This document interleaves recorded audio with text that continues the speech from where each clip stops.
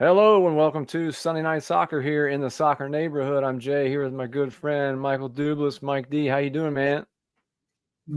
I'm good, Jason, and I know you're sick, so I'm just going to be a little bit That's all more right, man. enthusiastic and bring my energy. Hence why You're gonna I bring. got the coat, I got the coat on because I'm bringing that much heat today. Oh, there you go. All right. Yeah, I love it. I love it. So we got three exciting topics tonight to share with everybody.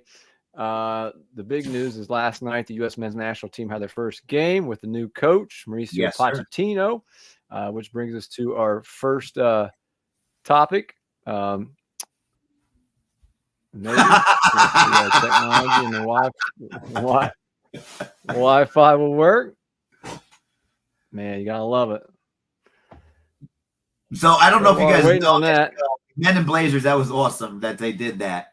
But so that's the comparison to what is that Friday Night Lights? I think that yeah, show I is. love it. There's a clear eye, Love full hearts, it. can't lose. There's a Yeah, but resemblance. it is Pochettino there. So a lot of news around the men's national team. We talked about this before, Mike. Big things from last night. I don't know if you watched most of the game or not. I watched most of it. The big question is he changing the culture already? Obviously, international soccer is a new foray here for him. Never very different, like we've talked about before, than working with your club team, every day, for an entire season. Sure. But he looks to me, changing the culture already. The men's team won 2-0 over Panama last night. There were some ups and downs. Definitely, I wouldn't say a resounding performance, but some takeaways. It looked like the effort was much better from the start. Looked like just everyone was playing harder. They looked like, they tried to play more of like a 3-4-2-1. So they played with three in the back a lot. They put Musa out wide. Musa scored a goal, which was different. And I read some articles today about, he did a lot of research, and Musa in his academy days when he was younger played out wide as a midfielder. So, he tried that, and he played Brendan Aronson more inside as a 10. But a pretty strong lineup for the men's team. But anyways, those are just some takeaways. So what are your thoughts? So all Only right. one So I game, but think what do you think? so first of all, I'm not gonna overreact until we play Mexico on Tuesday. I'll say that much. Yes. We are trying to rebuild. I think probably what you have with a coach like this is maybe a little bit more respect because he's an Italian coach and what he did in Tottenham. Was it Tottenham that he turned around the season? I want to say it was Tottenham. Yeah. Yeah. Um, Yeah. so He I also think has a history. He has a history around Europe. yeah. And so different than Greg. Greg was a player's coach. Here's my problem with Greg. Okay. My problem with Greg was in that World Cup against Netherlands back in the winter. Was it 2022? When they found space in between the defensive line and the midfield line twice, and there were no adjustments made. I never saw Greg as someone that Greg got them to play hard. I thought they pressed really well with Greg, but I think it was so one-dimensional. I didn't think you gave us – there was differing attacking options, and everything kind of got a little bit predictable. I didn't see as much creativity as I wanted to see with Greg, and I don't think he made the adjustments. Now, to say all that, I have my friend Brian, who actually works for Nike. We had this conversation about the coach, and he's a really mild-tempered guy, Brian. And he was kind of a Greg supporter, and he was saying that I'm just like, we're not going to make a difference in for the men's national team with another mediocrity coach.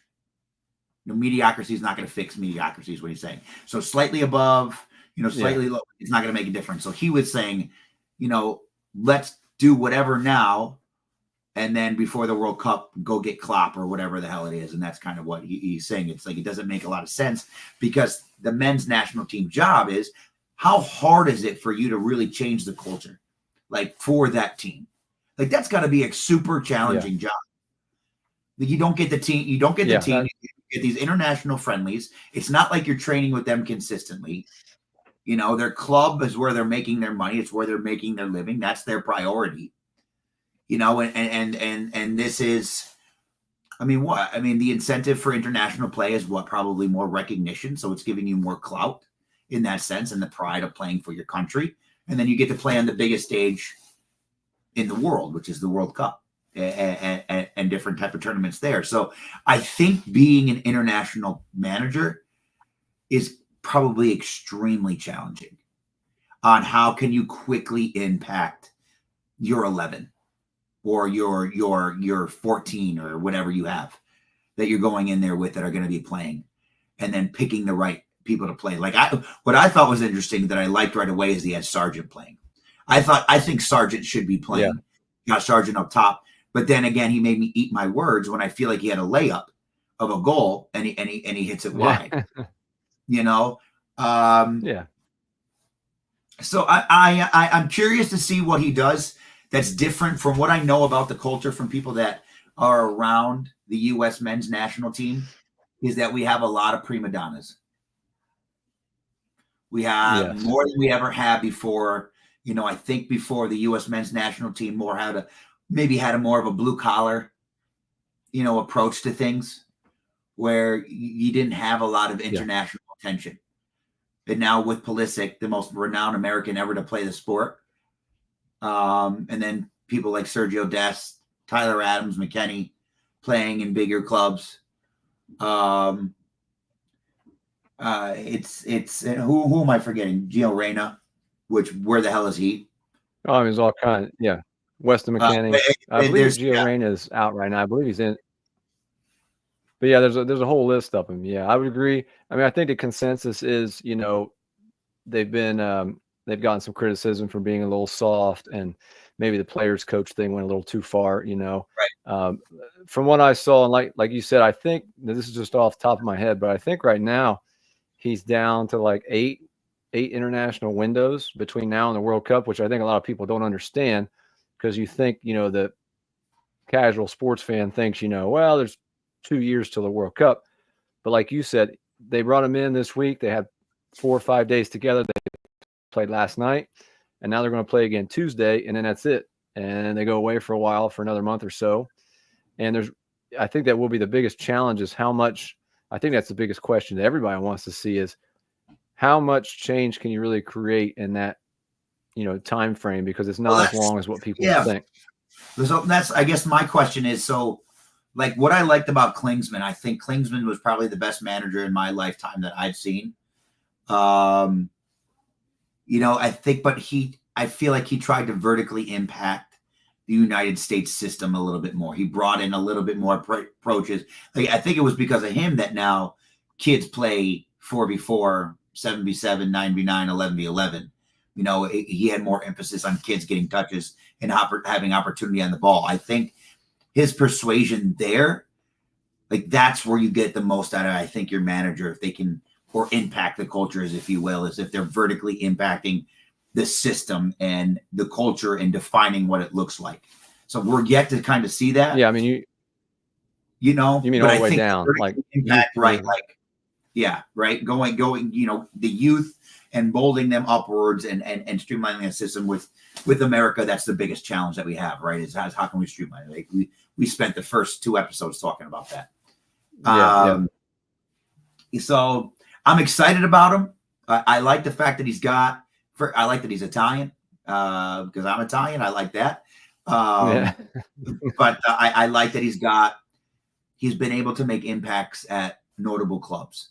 So he understands, he sees something, or he's able to identify, and make an impact, and he's seeing something correct is what I'll say. Now, do you know if he's more of an attacking minded coach or a defensive minded coach? Do you know? I think he's more of an attacking. I mean, I think that, you know, the one thing I noticed from last night, and obviously it was only one game, but it seemed to me, like you said, there's more energy and enthusiasm, which is, you know, to be expected anytime someone new comes in. You know, there's going to be that little, you know, balance you would imagine in effort and enthusiasm. But they just seem to play harder. He had Anthony Robinson more pushed forward as a wing back with 3 in the back, so he was a little bit higher up the field. They seem to be more on the offensive and just more intensity. And earlier, to bring back what you said, Southampton is where he really kind of made his name. That's where he turned things around. Okay. But did he have a catastrophe? But, he's been did he have the catastrophe? No, I wouldn't say. Okay. I mean, PSG is probably where, I wouldn't say he got a lot of criticism, but, he was at PSG most recently. And, PSG is a different animal. So I think, to me, the most important thing, the thing that's the most interesting is how much can he change the culture in the short amount of time when he's working with people. So far, so good from all the reports. And, I don't know if you saw this the other day on social media, they trained for 2 hours, and a lot of the guys were complaining that was the longest training session they've ever had with the men's national team was for, 2 hours. And, but it seems like he's really locked in. Their training session, sorry to cut you off, Jay, but it was, you lost the ball, you ran. Yeah. Something like that. So he's got a big emphasis of the work ethic off the ball, which is great, which fits, I feel like, what we need. And so those things seem to be, I mean, you kind of have to come in with that mindset, obviously, if you're going to come in and create some change. So, I would say so far, so good. Not a lot of takeaways from last night. I mean, like I said, it was interesting to see some changes. It was a pretty strong lineup, a little different formational change. They definitely did not seem to be as focused on, to me, they seemed more focused on just effort, playing hard. I know it's not exciting or sexy, but as opposed to what else can he do right now? So what that tells me, if that's, we're both coaches, right? So what that tells me, he's smart enough to know with the limited time that he has, what other focus can you really have when you have that short amount of time to come in? There's not a lot of tactical things that you can really push for with how many training days did he get? 2, 3? Yeah. 3 or 4. And then, they played last night, and then they play, I think, this international week was all week. So I don't know when they got in, Monday, maybe Tuesday.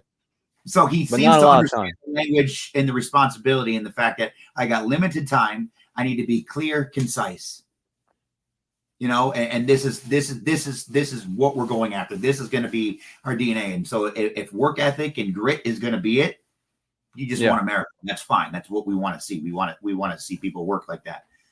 Well, and I think that goes back. I mean, I think that goes back to our history. I mean, personally, to me, I think that's one of our strengths. When you go back to the history of our team, back to the Brian McBride days. And Brian McBride, bro, is he not the guy you think of when you think of grit? I remember him bleeding and just like still going nuts. And that's kind of one of our strengths. So, well, I know you'll be happy to see that I'm a Cubs fan with a comment.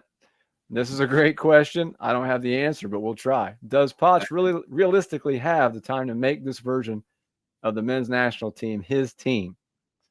I think that's the $1 million question. Week in a row that you're in the show, I'm grabbing. We're just gonna drink together at some point. So absolutely, yeah. Maybe offline, but yeah. No, online's fine too. I don't really give a shit. But Eric, I appreciate you. Thank you so much for always tuning in. My opinion, man, 2 years. Here's what I think, right? Your team has to know that the World Cup is in the United States. So outside of your club, what can he do to start rallying the troops? Do you know what I'm saying?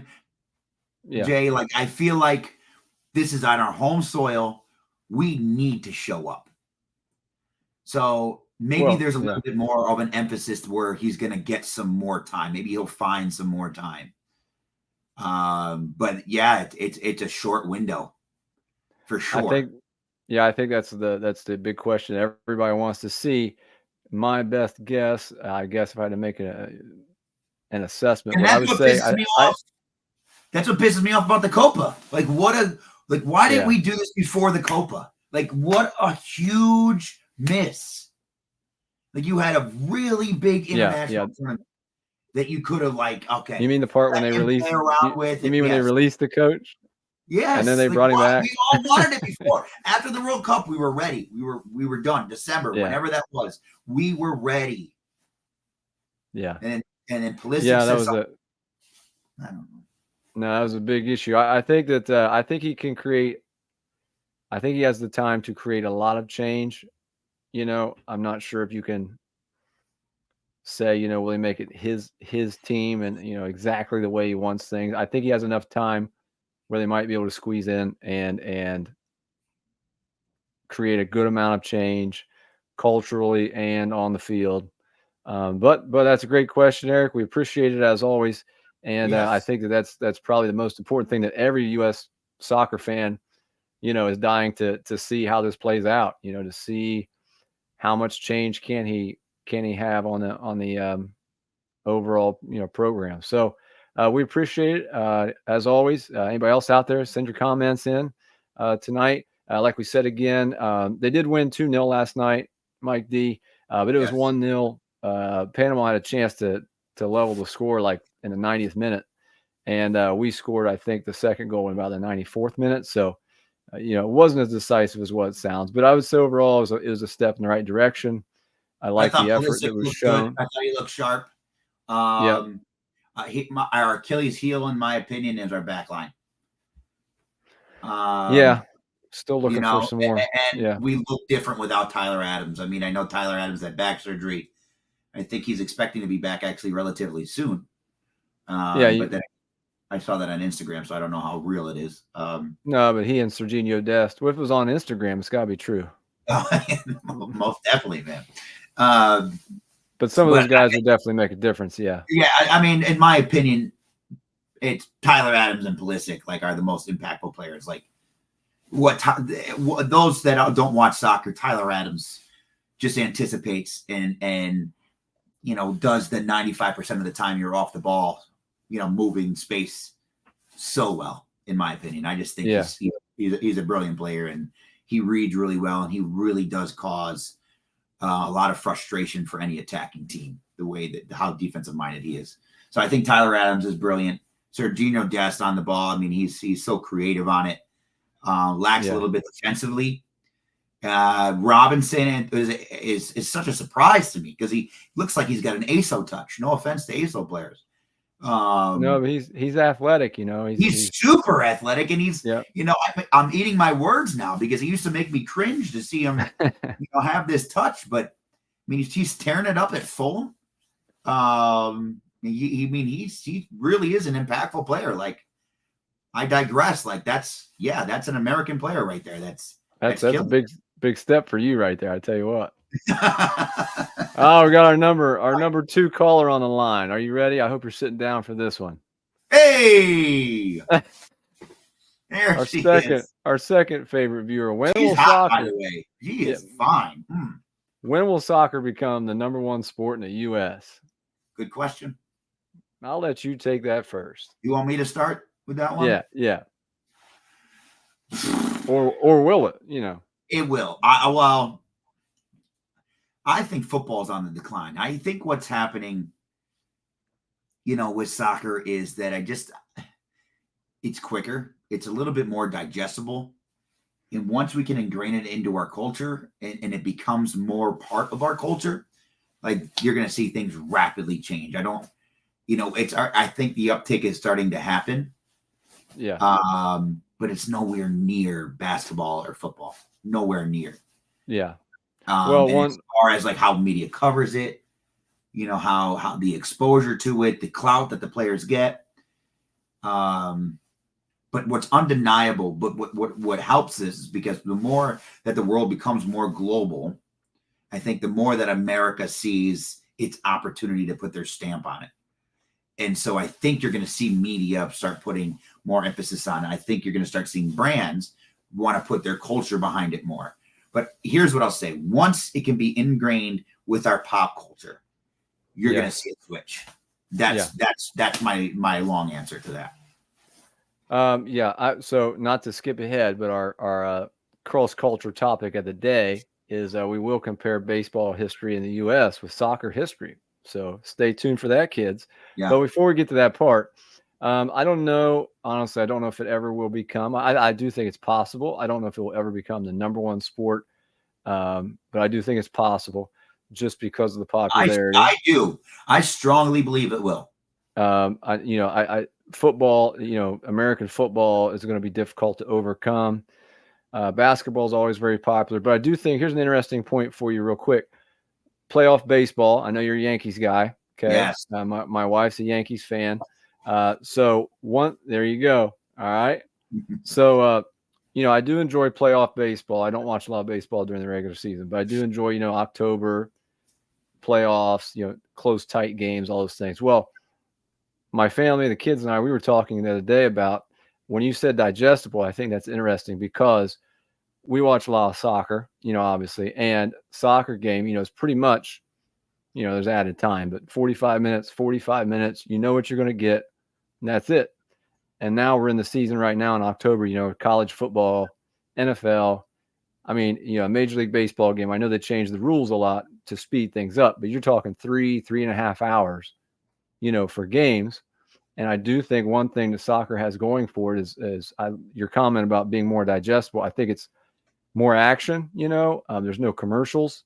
And I think that with the world we live in and everyone's attention span, social media, I mean, I think, I just think that all these other sports are trying to do things to condense things and make them, shorter and more appealing to fans on TV. Whereas soccer already is, you know what you're going to get. You're going to get 2 45-minute halves. That's it. Yeah. Boom. And I think to the casual sports fan, that's only going to help. And then, you and I talk all the time on here and, in our personal conversations, it's just continuing to grow though with, whether you like it or not, you have to admit that the Miami stuff, Messi, there's so many more kids now that are tuning into MLS things, walking around with jerseys of some of those guys that before they only had a jersey maybe of their local MLS team, or they had European jerseys, on. Guys like Pulisic, who's an American who now plays for a big club. To that point, Jay, I see more kids wearing soccer jerseys than any other sport. Yeah, I would probably agree to that. Yeah. I feel like I see more Neymar, Messi, Ronaldo, Mbappe jerseys more than I see any other. And it could be like, now that I own, when you get a car and you never see notice it on the road, all of a sudden you see all everyone that's driving your car. Yeah. It might be that because, I might be a little biased, but I swear when you go to a school, like it used to not be like when I was growing up. No, yeah. Like we were kind of like the way we were the skateboarders. We were a little bit offbeat of the beaten path of the regular sports. Like we weren't the you're still a little offbeat, but oh hell yeah! But I dig that. Yeah. But I'm thinking like I don't know. It just seems to be more mainstream, and I think that's what like the likes of Miami's doing. Like I think they're making it a little bit more mainstream. And as much as it's, what I can't stand. Here's my problem with almost all of it, but it's sports in general now. I watch playoff baseball on HBO. Okay. What? Okay. I watch soccer. I need to have 4 different apps to watch soccer. Yeah. I watch Serie A on Paramount. On Peacock, I watch EPL, and then I have Fubo to watch everything in between, and then on Apple, I watch MLS. Yeah. What I think Apple brings to the table, and which I think hopefully Apple does a really good job of kind of breaking that history and bringing in the culture element to the teams. Like, paying attention more, and they have a lot of intent before the games to kind of hype it up. There's a lot of pageantry that goes into who's playing who and what the city is kind of made of. And I think it's really cool to see. And so here's what I'll say. I feel like you're seeing the NBA in the 60s right now. Yeah. Yeah. That's where I feel like we are. And so we need to get to a point in 20 years.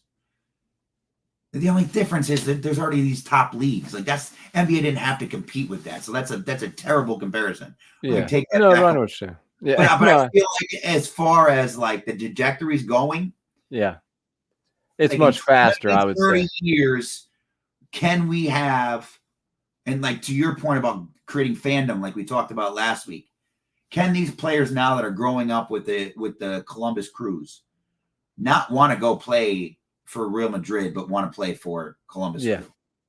yeah, Right. And so we have now this local talent that's the Magic Johnsons. yeah, yeah.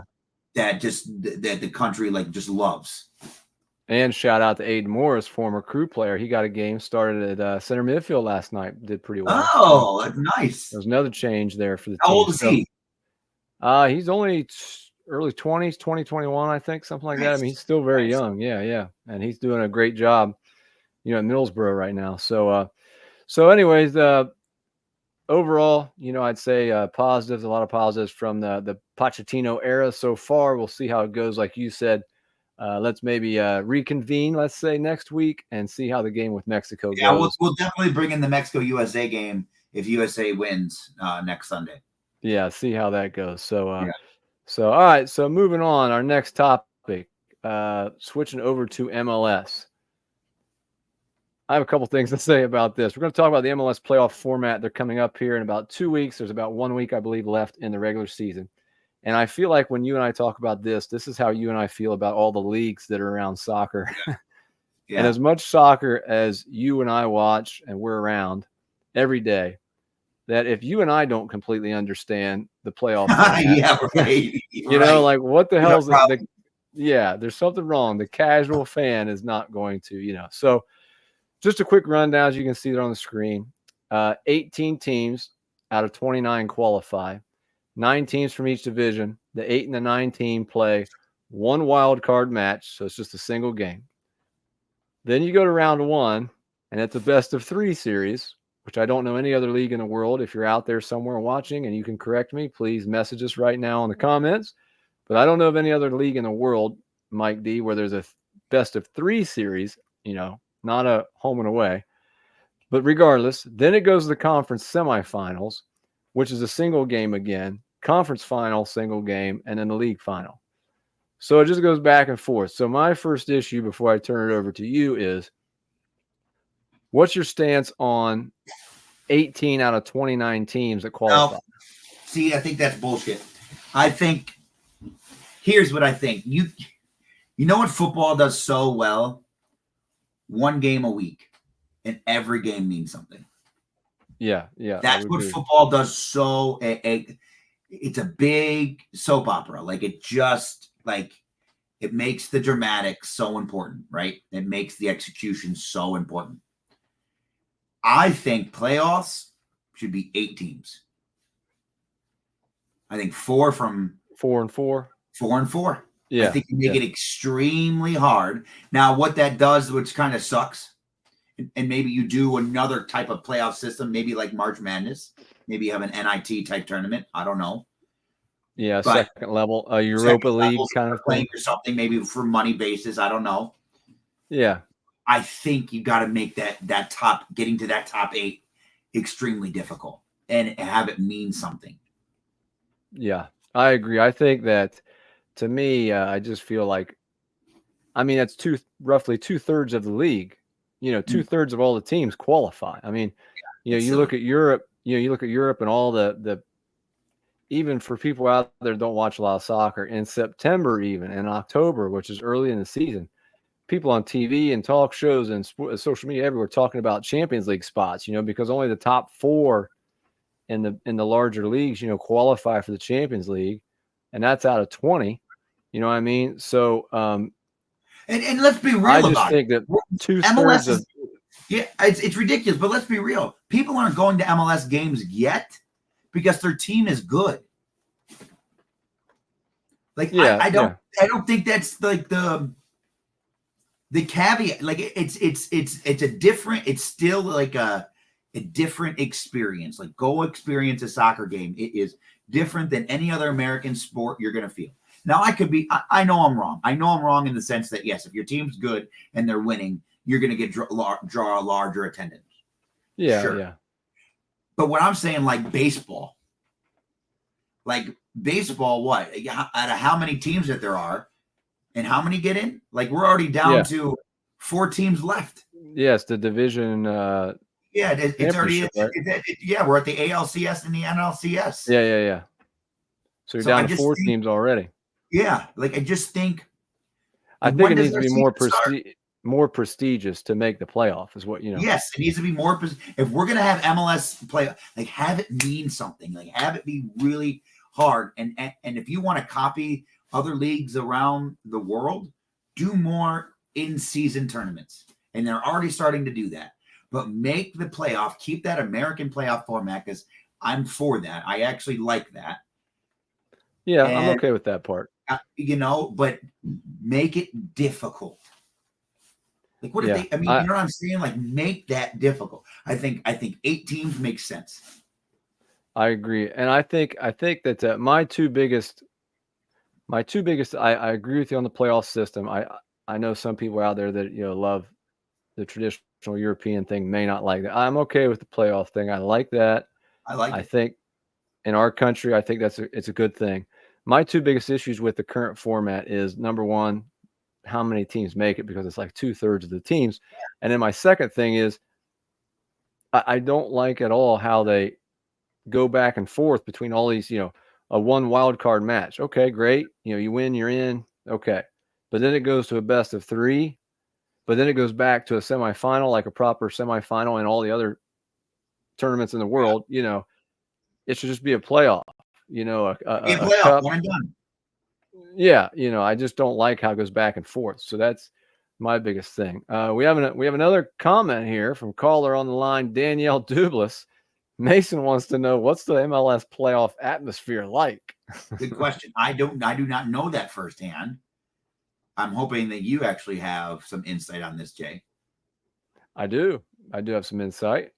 I was lucky enough to attend the MLS Cup final last year. The Columbus Crew made it, and we were able to go. So we were fortunate enough. And I will tell you, I've been to playoff games before, other playoff games. It's a great atmosphere. And I can honestly say, in my opinion, that, and hopefully not recency, bias, but the MLS Cup final last year was the best soccer environment I've been in.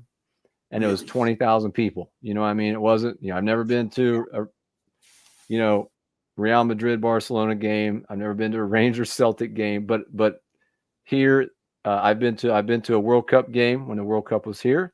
I've been to the Olympics, when Mia Hamm and all those guys were playing, and they won a gold medal, and the women's national team was just loaded.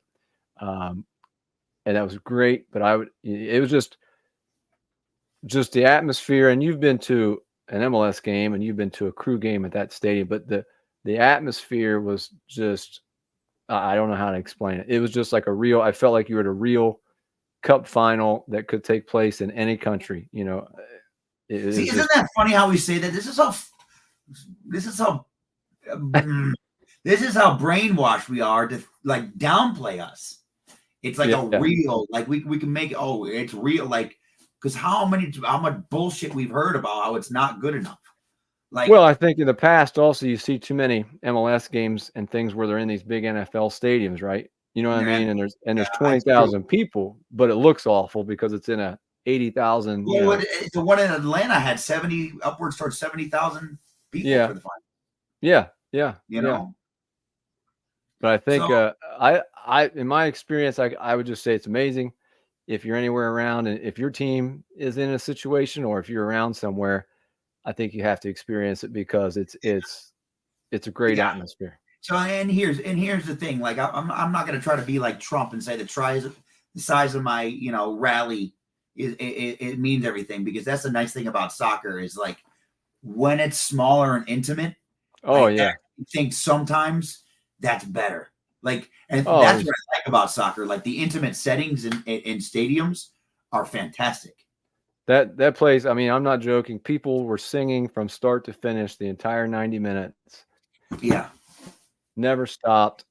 It was loud. I mean, people were there all day long waiting for the game. I mean, it was a tremendous experience. So I think, I can't speak you've probably been to more MLS stadiums than I have, but maybe not playoff games. But you know what? And to that point, dude, the MLS stadiums are DC United, especially. Like, I was blown away. So I got a tour of DC United, and I blown away. I think it's Mercedes Stadium or something. It is Audi, I think, isn't it? Is it Audi? Is it Audi? Something like that. Yeah. They have all definitely come a long ways. You know, Mercedes is Atlanta. Yeah. I think yeah. Audi is anyway, but I mean they've come a long way, very long way. So good question. We have another one comment here back. Cubs fan Eric Evans. Far too many teams to get in, like bowl games in college football. Cheapens the product. I love that analysis. I love it. Yes, it does. How about the old Outback? How excited do you get for the Outback Bowl? The Chick-fil-A. The only thing it makes me want is whatever those onion ring things that they used to have or whatever they had. Yeah. You didn't, I mean, it was ridiculous. Yeah, you had the Outback. What else? The Tostitos bowl. Yeah, ridiculous. Oh, no, I that's a great, fantastic. That might be the comment of the show so far because I like, he's right on point there. The old days where the big college bowl games were just on New Year's Day, everybody got together and watched them, and now it's just there's so many that it just cheapens the product. And same thing with the it goes back to what we were saying. It needs to be more prestigious to get in, and when they do, well, here's another analysis. I know that college football went to 12 teams, and I think that'll be good.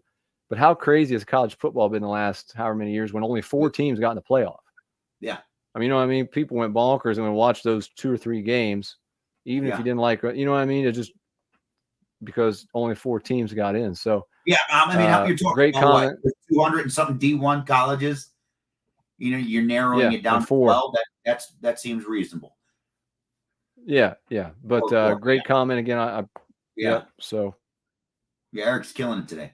That's a great comment. So I like it. Keep the comments coming.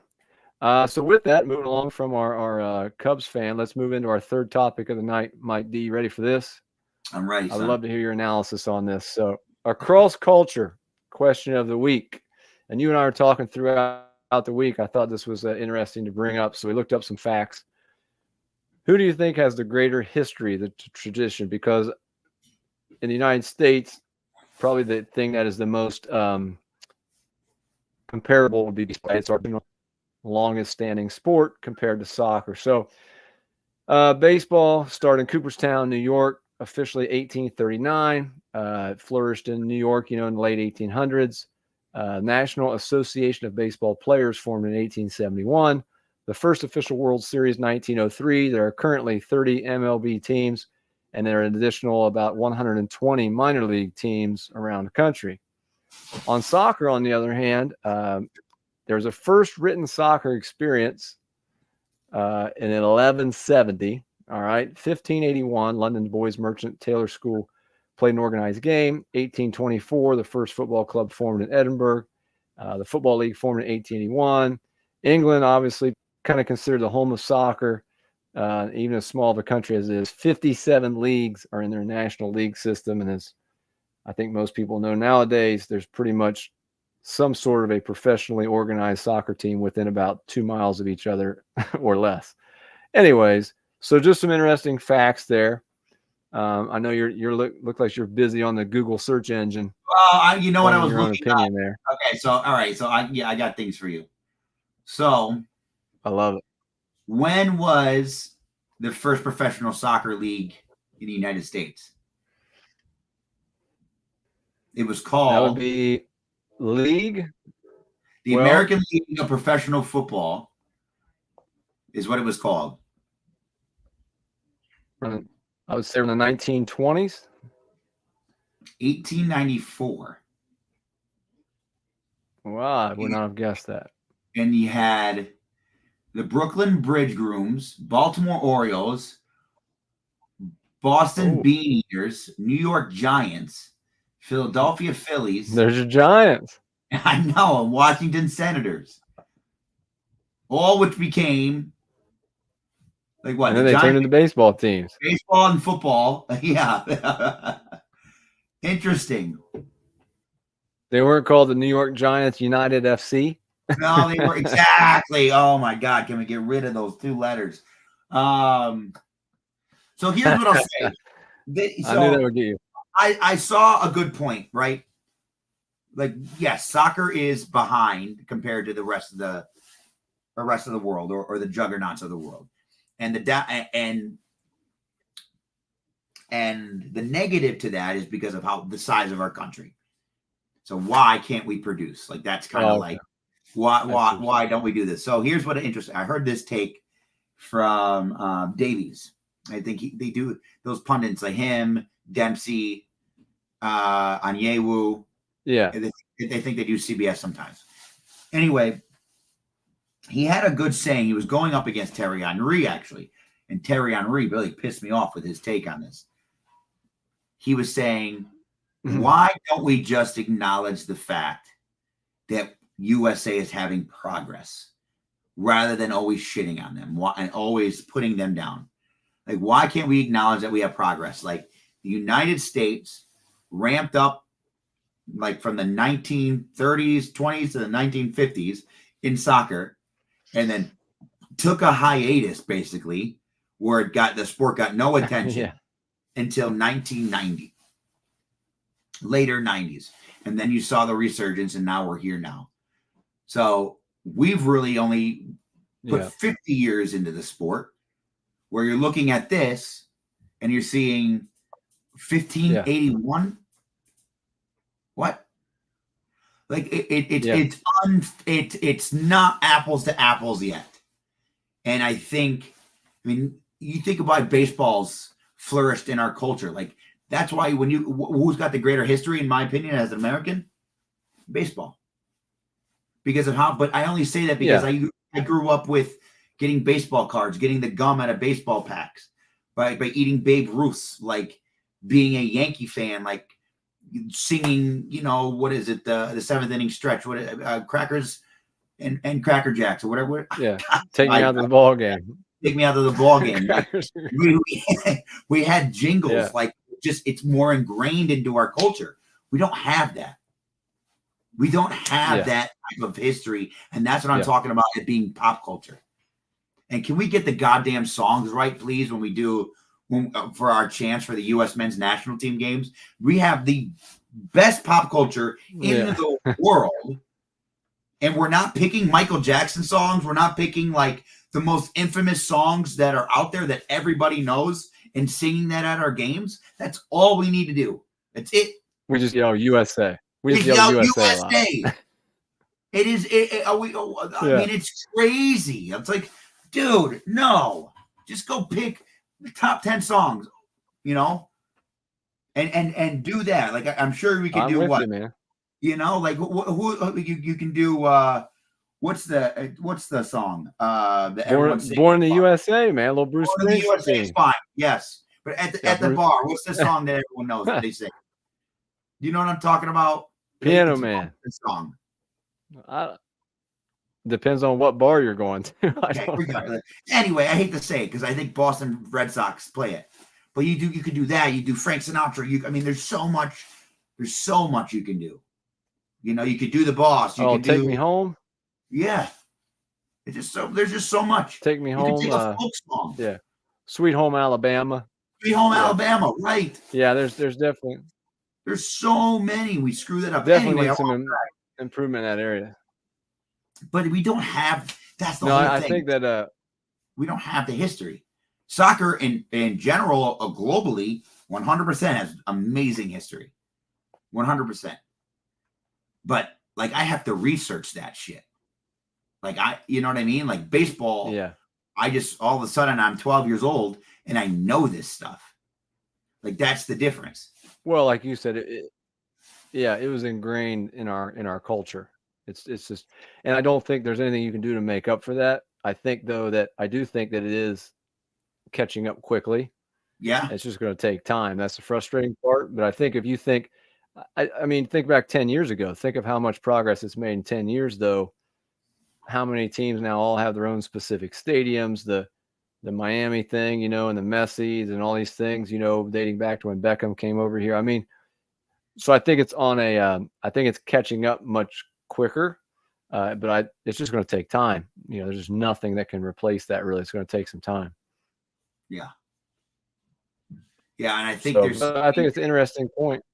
It is interesting, and I think the history, like you're talking about, like you said, you're talking about like these different like it starts to me with the atmosphere, and I know Columbus Crew has something, but the grassroots intimacy, like let's build there, let's start there. Like I sometimes I feel like we tried to go too fast to the end line. You know what I mean? Rather than like letting it start at the top instead of yeah. And that's true to America. What we're all about here. Yeah. Go support those local teams. Go support. 100%. There's USL teams. NWSL teams, USL Super League. Go support their semi-pro teams. We're good friends with. Shout out to Lansdowne Yonkers over there in New York. But there's a lot of leagues and teams around. OVPL, which we've covered a lot, which is an amateur league in the summer. That is the organic, I think, aspect that you're talking about. Yes.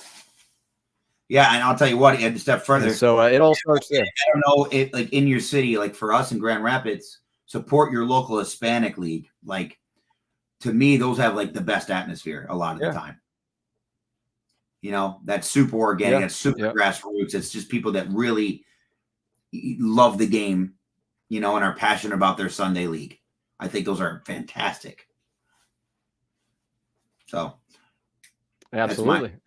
So another good, I agree with you, man. Yeah. Another good show tonight, man. Thank you for everything tonight, Mike D. Make sure you check out the Soccer Rebellion online. Check them out on social media. Anything you got coming up? You want to give a quick shout out? Yeah, we have our Takeover Tour finals in Grand Rapids, to where we travel the country during the summer. We're inviting all the winners to Grand Rapids to partake in our round robin tournament. It's 5v tournament. It's 5v5, quick, fast paced, live DJ. Atmosphere is absolutely insane. It's supposed to mimic the street culture and the lifestyle of the players. Super vibrant. Winners get $5,000. And this year we're introducing the Queen's Cup, and we're offering the same thing for the ladies. So the ladies will also get a chance to win $5,000 in our fast-paced 5v5 tournament. So it's at our version of Rucker Park, Las Conchas. I'm super excited about it. So that's October 26th. So please go to our page, like what we got going on. We're all about the culture and representing the players' culture. Love it, man. Check them out, Soccer Rebellion. That's awesome. And as always, check us out here on Strafe from the Training Ground. We appreciate everything. If you're out there doing great things in your community for free, providing soccer opportunities for kids or very low cost, contact us on our website, The Soccer Neighborhood, and become a partner with us. And until next week, we'll see you later.